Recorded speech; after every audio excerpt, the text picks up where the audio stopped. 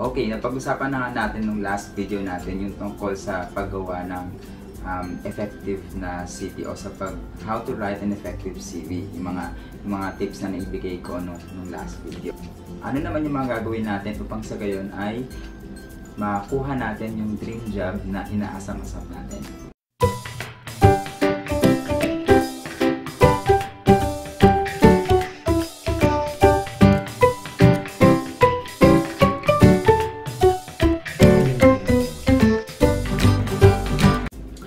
Yung una nga na isa sa mga tip ko ay kailangan ay magkaroon tayo ng effective na CV, which is diniscuss ko na nung nakaraang video. So kung hindi nyo pa napanood yun, ilalagay ko yung link sa description box below upang sa gayon ay mapanood nyo siya.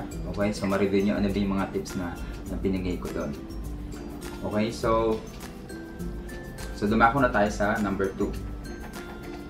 Okay, so pangalawa, kailangan malaman nyo sino ba yung mga tao na kakilala nyo na maaaring makatulong sa inyo upang sa ngayon ay makuha nyo yung job na ninanais ninyo. Okay, you have to search sa mga kaibigan nyo, sa kamag-anak nyo, sa lahat ng mga connections nyo na maaari na meron silang maitulong tungkol sa paghahanap mo ng trabaho. So kailangan kahit yung mga kaibigan mo, so kailangan hindi ka mahiyang magtanong sa kanila kung meron bang mga vacancies na kaugnay naman doon sa field na kung saan ay hinahanap mo. Okay, so yung pangatlo is yung online job search. Okay, sa paghahanap ng trabaho online. Okay, so marami ng mga website din akong nasubukan. Nung naghahanap ako ng trabaho, nandiyan na yung Job Rapido, nandiyan na yung Byte.com, at isa sa mga naging effective na sa paghahanap ko ng trabaho ay yung LinkedIn.com. Okay, so yung ginawa ko din para mas mabilis akong search is inilagay ko siya ay search ng app. Sinearch ko yung app niya na LinkedIn, no, using my phone. Makikita nyo dito. So upang sa gayon ay mas madali yung paghahanap ko ng trabaho. So paano ba yung paggamit ng LinkedIn? So basically katulad ng mga ibang mga websites ng paghahanapan ng trabaho. So yung LinkedIn ganun din siya. Ang kaibahan lang is I find it na para siyang Facebook. Kasi diba sa Facebook kasi we normally post yung mga nangyayari sa buhay natin, diba? Basically ganun yung Facebook, and we see yung mga naka-online na mga kaibigan natin, tapos nakakapag-chat din tayo. So ang kaibahan ng LinkedIn sa ibang mga job search website is yung LinkedIn para siyang Facebook din. Okay, yung kaibahan lang nito is focus siya sa trabaho. Okay, so marami mga job opportunities dito sa linkedin.com, and gayon din pwede mo ring i-message to a direct message or private message yung mga tao doon na maaaring pwede mo maging target sa paghahanap ng trabaho.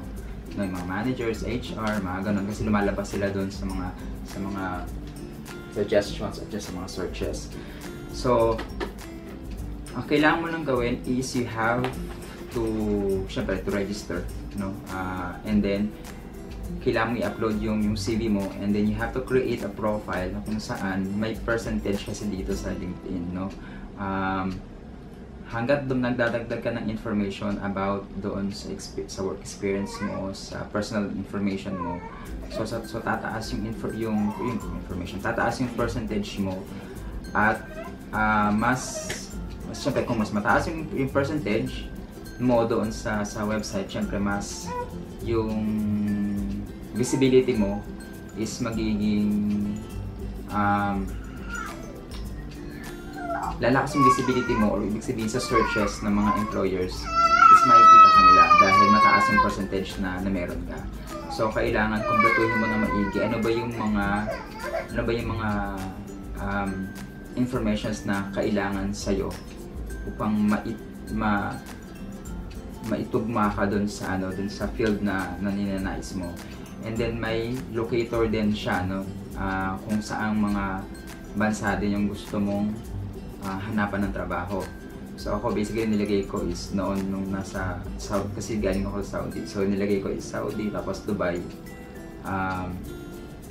Yun yung mga bansa na nilagay ko na ninanais ko na yun yung pumasok dun sa mga searches na pinagkaharapan ko ng trabaho. So depende sa inyo kung saan yung gustong ilagay na country. Okay. So may mga attachment din doon. Pwede yung mag-attach ng mga yung CV ninyo, tapos yung mga certificates, diploma, ganun, pwede nyo ilagay doon. And of course, kailangan yung ilagay yung syempre yung updated CV ninyo. Okay, so pinag-usapan natin yan nung unang video. Okay, so basically yan yung linkedin.com. Kung meron pa kayong mga ibang tanong, just comment below upang ma-entertain ko yung mga questions niyo, kasi baka maaaring meron akong mga nalagpasan. At kung meron din kayong mga ibang suggestion din ng mga websites na alam para makatulong din, is iwanan nyo yan sa comment section sa ilalim.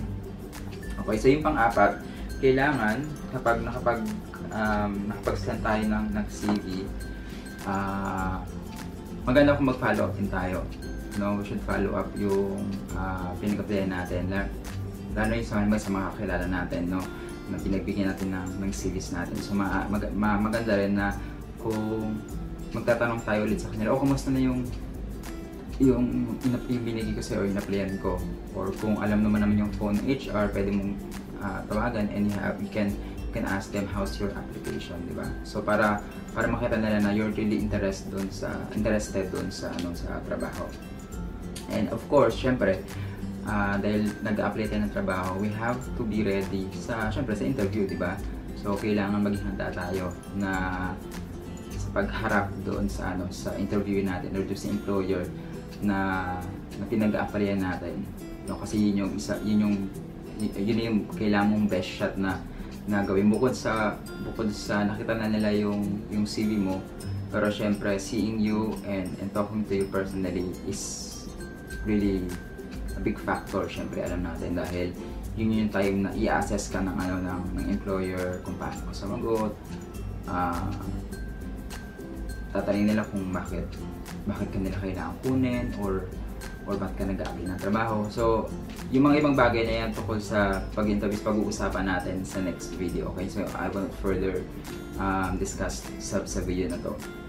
So that's it. So yan yung 5 bagay na 5 tips na maaari ko maibigay para sa paghahanap ng trabaho. Okay, so kung meron pa kayong mga ibang bagay na hindi ko rin nabanggit, please comment below. Alam ko syempre mas marami din dyan na may mga alam palalo tungkol sa paghahanap ng trabaho. And syempre good luck sa paghahanap niyo ng trabaho, lalo na sa mga nandito rin sa Dubai. And thanks for watching. If hindi pa kayo nag-subscribe sa channel namin, please subscribe to our channel, Butter and Corn, para every week makatanggap kayo ng notifications kapag may bago kami mga upload videos. Okay? Thank you. Bye-bye. Hello guys, at welcome again sa aming YouTube channel. At ngayong araw na to, ngayon pag-uusapan natin isa sa mga importanteng dokumento sa mga taong naghahanap ng magandang trabaho.